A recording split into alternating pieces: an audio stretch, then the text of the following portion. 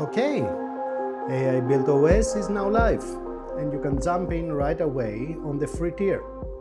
Just head over to the website, create your account and confirm your email. Even on mobile, it only takes a couple of minutes. Hit start for free and you are good to go. At the bottom, you will find the marketplace, where you can explore integrations and available tools.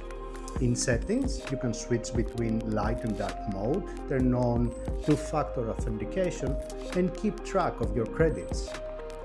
You will start with 5 credits. That's enough for around 10 images or a few 3D meshes. Let's try something simple. Type, "I would like to design and 3D model a chair, please."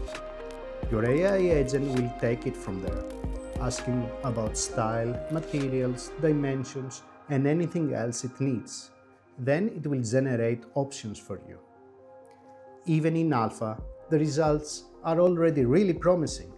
We are using some of the best models out there, and we are constantly adding new tools to the marketplace. You can always check your billing to see exactly how your credits are being used, tweak your designs, and add more complexity as you go. We are building this together with the community, so your feedback really matters. Share what you create. Let us know what you think.